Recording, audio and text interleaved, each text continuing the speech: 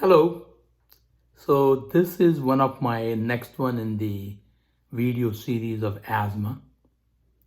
And we talked about the asthma, how it has inflammation and how it has bronchoconstriction or narrowing of the bronchial tube due to the spasm of the muscles of the bronchial tubes, the shortness of breath, the increased secretions, and how the primary treatment is to reduce the inflammation, which in turn reduces the sensitivity and reactivity of the bronchial tubes, and that causes opening of the tubes, bronchodilation, reduces the inflammation, reduces the secretion, and the mucus clearing becomes improved. So the primary treatment, we talked about it, was the combination of inhaled corticosteroids and long-acting beta agonist drugs. We also talked about the tablet form of albuterol, the nebulizer form of albuterol, and of course, inhaler of the albuterol.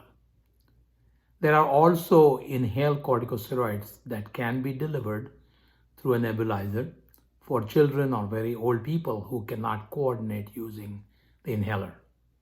There are also long-acting beta receptor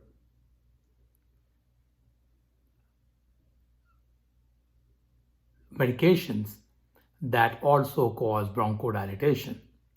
So essentially, these are used in a nebulizer form in very old people, demented people, people who have severe arthritis, or in very young people where they cannot use the inhalers in a proper way. And the deposition of these medicines, like that are in Symbicort or Advair or Brio or Dulera, are there. And so we use nebulizer treatment with similar drugs.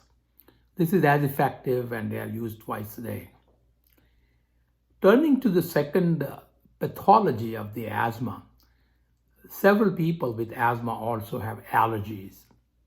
In fact, one of the older studies had shown that almost 1/3 of the people who have asthma and who have no nasal allergies or chronic sinus allergies and problem, over a period of 10 years, develop the allergies and sinus problems and nasal problems. They also develop nasal polyps.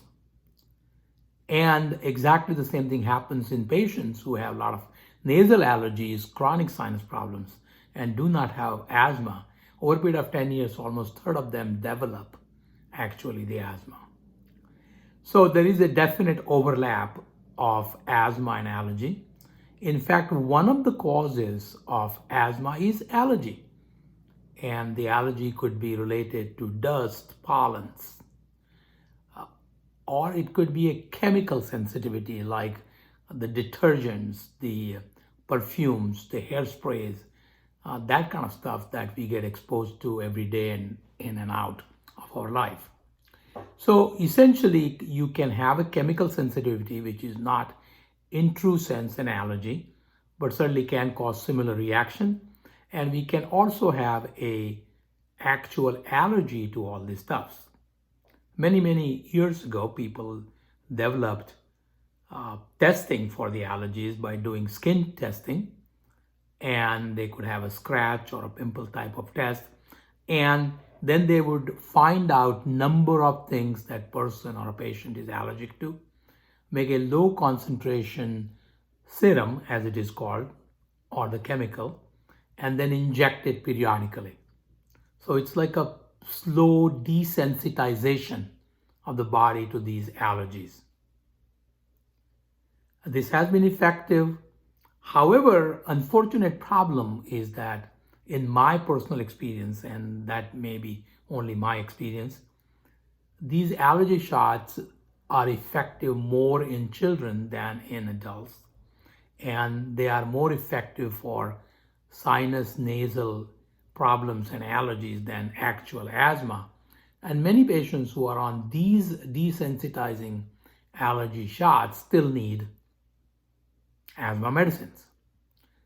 The second problem with that is also that a lot of times when you change the place, patients coming from Washington, D.C. to Florida, patient coming from California to Florida, they over a period of time develop different allergies.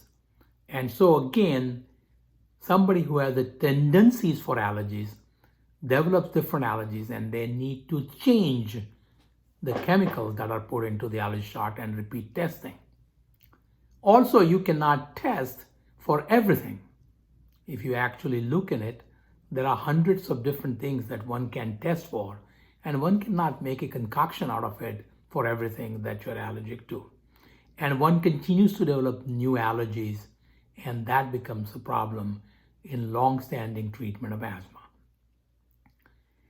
The blood test also can be done, and there is a protein in the blood called IgE that is elevated in patients who have allergies, and the people find out specific IgE for allergen, the things that cause the allergies. For example, if you would do a zone of Central Florida zone, or a coastal zone, or a zone or a panel for food, panel for mold, etc., they test for a number of things. These are a group of 15 or so different allergens, and they test for the elevated IgE for that particular protein.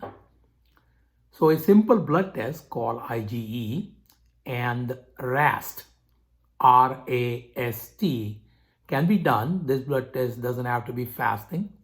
The only thing is one could not be on steroids or a lot of antihistaminics like Benadryl, Claritin, Zyrtec, that kind of thing, or Allegra, to do this testing, because sometimes that can alter, especially the steroids, prednisone, Medrol, are notorious in not getting an accurate testing. So this is a simple blood test.